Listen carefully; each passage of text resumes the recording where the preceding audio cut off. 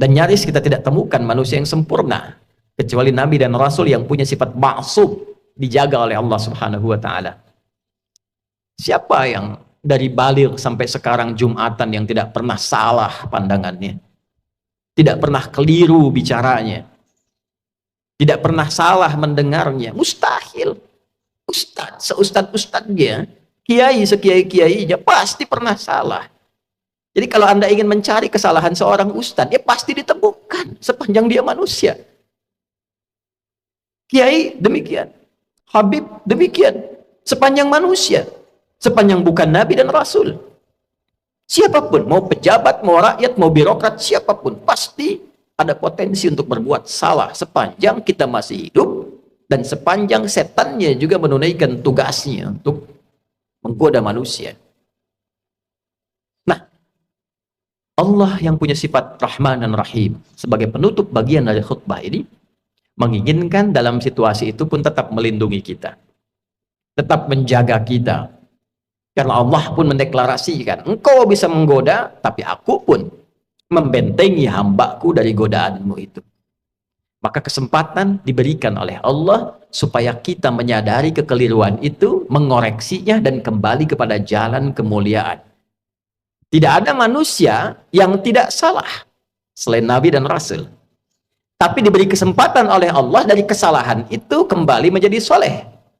Saudara, bila kita mengoreksi yang salah menjadi soleh, tidak baik menjadi baik, maka kebaikan yang dihasilkan dari sifat korektif dari yang tidak baik itu disebut birrun namanya. Birrun.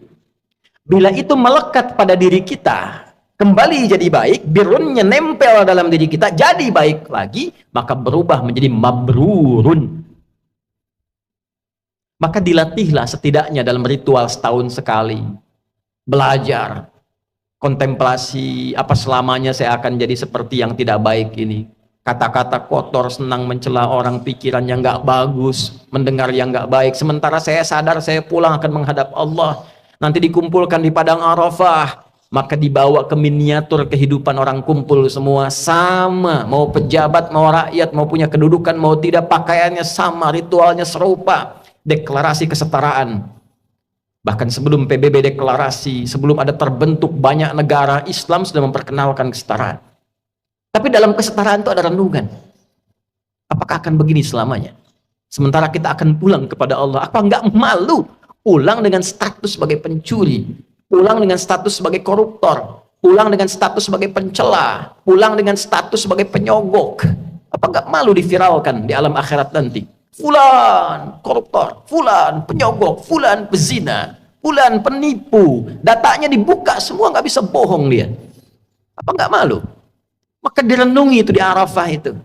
Taubat dia, kenali dirinya, tahu kemana ia berkehidupan, kemana ia berakhir, kemana ia pulang.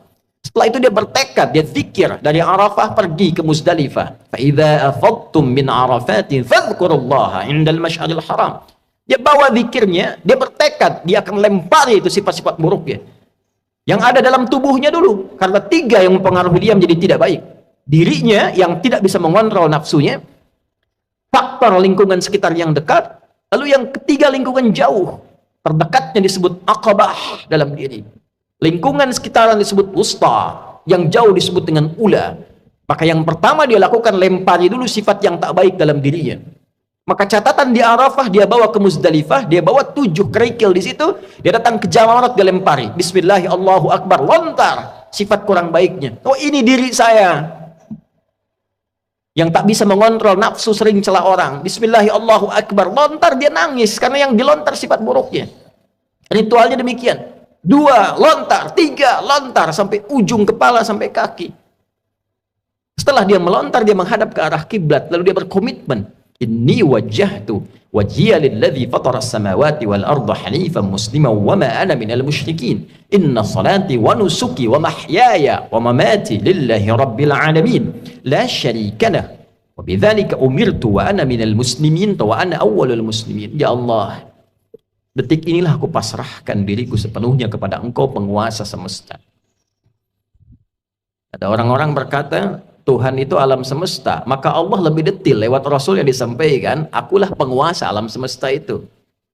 Ada sering orang berkata karena dia sulit menemukan Tuhan, dia katakan semesta begini, alam semesta memberikan hukum. Saudara, Allah langsung mengatakan, Alhamdulillahi Rabbil Alamin. Kalau engkau masih bingung, akulah Tuhan yang merawat dan mencipta semesta itu.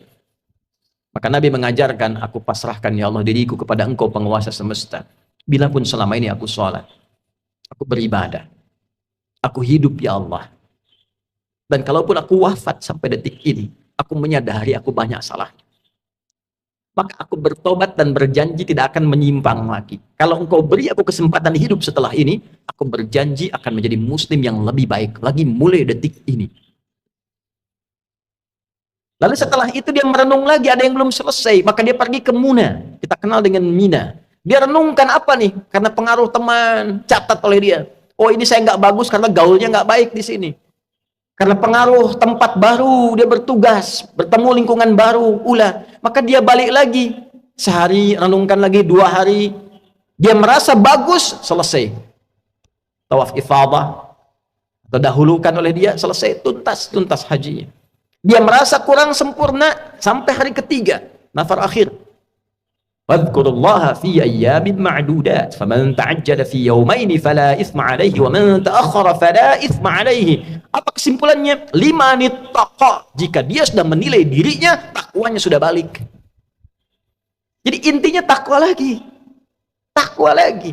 Itulah sebabnya bekal haji pun dari bekal takwa, pulang takwa. Di mana ditemukan statement bekalnya? Al-Baqarah 197. Al-hajju ashhurum ma'lumat, faman farada fihinna al-hajja fala rafatha wala fusuqa wala jidala fil hajj, wa ma taf'alu min khairin ya'lamuhu Allah, wa tazawwadu fa inna khairaz zadi taqwa.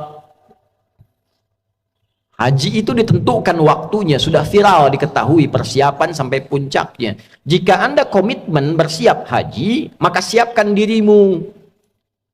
Jangan berkata kotor. Jangan engkau berdebat pada yang tidak penting, berselisih. Jangan berperilaku menyimpang. Itu yang kita koreksi di sana. Silahkan berbekal. Allah tahu banyak orang mau berbekal. Kopernya tuh silahkan besarin, bekalin materinya, baju, persiapan. Tapi yang terpenting bukan itu, kata Allah. Yang terpenting itu koreksi dirimu. Wa tazawwadu fa inna khairaz zadi taqwa. Bekal takwamu. Makanya sebelum berangkat kita manasik tuh. Malam tahajud tingkatkan, baca Quran tingkatkan, itu bagian takwa. Nanti di sana dioptimalkan. Begitu pulang 5 nittaqa. Setelah 2 hari, 3 hari selesai di Muna itu, kita simpulkan ada perubahan enggak? Itulah sifat takwa. Ketika pulang berubah jadi baik. Yang tak baik dikoreksi jadi baik. Itulah birrun. Melekat pada pelakunya mabrurun. Ini yang dimaksud kalimat Nabi, al-hajjul mabrur. Haji yang merubah pelakunya menjadi lebih baik dari sebelumnya. Bagi kita yang belum atau tidak berhaji di tahun ini, maka diberikan jalan berbeda. Tapi ini bukan haji. Tetap haji lebih utama karena ada ritual-ritualnya. Tapi ada substansi yang serupa, mabrur, membentuk karakter mabrur walaupun belum ada kesempatan haji. Lewat apa itu? Awal Dzulhijjah, kita puasa, bekali takwa. Di sana wukuf di hari ke-9 waktu Saudi. Makanya disebutkan yaum siyam yaumi arafat. Puasa yang dilangsungkan di harinya saat orang-orang itu wukuf di Arafah, hari di Arafahnya tanggal 9. 9 waktu Saudi, 9 waktu kita. Di sana tanggal 9 wukuf, di sini kita tunaikan puasa. Sama persis puasanya, ya seperti halnya perilaku orang-orang yang sedang wukuf, dia merenung, dia koreksi. Jadi tidak seperti yang Ramadan sifatnya. Tidak seperti yang Ayyamul Bid sifatnya. Bukan cuma sekedar tahan lapar, haus, terbit fajar sampai maghrib. Semua puasa tidak begitu. Ada keistimewaannya. Khusus untuk Arafah, esensinya koreksi diri. Kenali kekurangan dan seterusnya. Malamnya takbir, saat di sana melontar jumrah esoknya tanggal 10, di sini kita menyembelih. Sifat hewani. Hewan itu diciptakan dengan nafsu. Jadi gambaran nafsu itu ada di hewan. Hewan tak punya takwa. Karena di sana melontar sifat hewani nafsunya, di sini menyembelih. Dan kalimatnya setelah itu sama. Menghadap ke arah kiblat, mengatakan kalimat yang sama, inni wajjahtu dan seterusnya. Inilah yang dimaksud Allah di Quran surah 22 ayat 37. Di sana takwa, di sini takwa. La yanalullaha luhumuha wala dima'uha walakin yanaluhut taqwa minkum. Yang diterima, yang sampai pada Allah itu bukan berapa besar sapinya, bukan berapa besar kerbaunya, bukan berapa banyak darahnya. Yang diterima oleh Allah, kata Allah, takwanya. Ada perubahan nggak? Merasa lebih dekat nggak dengan Allah?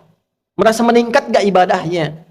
Meningkat, mendekat, lebih dekat lagi, itu korba. Semakin meningkat disebut kurban. Itulah sebabnya ibadahnya disebut kurban. Dari kata korba, bukan korban. Kurban. Kenapa disebut kurban? Yang dimaksudkan ketika kita berbagi dan komitmen menjadi baik, dilihat standarnya setelah itu menjadi lebih dekat hubungannya dengan Allah. Meningkat takwanya. Itulah mabrur. Sekarang kita lihat. Sehari setelah hari tasyrik, Jumat ini, Jumat deklarasi perubahan diri kita. Bukankah kita di Jumat ini dipanggil untuk meningkatkan zikir? Coba dicek, jadi lebih dekat gak dengan Allah? Merasa meningkat gak takwanya? Beruntung kita, alhamdulillah, tinggal di Indonesia, karena semua bagian dasar kehidupan berbangsa, bernegara dipaku dengan sifat takwa. Di pendidikan, Undang-Undang Sisdiknas nomor 20 tahun 2003, dari mulai pasal menimbang A sampai E, 5 itu poinnya. Poin kedua, B itu sudah takwa. Undang-Undang Dasar tahun 1945 mengamanatkan pada pemerintah, mengusahakan menyelenggarakan satu sistem pendidikan yang meningkatkan keimanan dan ketakwaan pada Tuhan Yang Maha Esa, serta akhlak mulia. Baru mencerdaskan kehidupan bangsa. Masuk tentara Sabta Marga, ada 7. Nomor 3-nya itu adalah takwa. Kami tentara Indonesia yang bertakwa pada Tuhan Yang Maha Esa, membela kebenaran, kejujuran, dan keadilan. Masuk hakim, ada pancadharma. Nomor 1-nya itu takwa. Dari takwa sampai tirta, 1-nya takwa. Kami hakim Indonesia yang bertakwa pada Tuhan Yang Maha Esa. Masuk polisi, Tribrata, nomor 1-nya takwa. Kami polisi, Negara Kesatuan Republik Indonesia yang bertakwa pada Tuhan Yang Maha Esa. Jadi itu ukuran pendiri bangsa ini menginginkan kita jadi orang baik sebelum pintar. Sebab pintar tidak baik, celaka. Korupsi itu banyak dilakukan oleh yang pintar. Pengelabuannya oleh yang pintar. Cuma karena nggak ada takwanya sebagai amanat undang-undang, itu yang jadi problem. Nah, kalau kita mengklaim negara muslim terbesar, setiap Jumat pengingat pertama takwa, hadirin. Bertakwalah kepada Allah dengan sebenar-benarnya takwa. Tuh pulang Jumatan, betul nggak takwanya ada tuh? Ada nggak yang hilang sendal tuh? Baru keluar masjid. Itu kalau kita tunjukkan menjadi muslim yang benar, berubah jadi lebih baik, korban dekat dengan Allah, itulah esensi manusia mabrur yang diinginkan oleh Allah dan Rasul-Nya.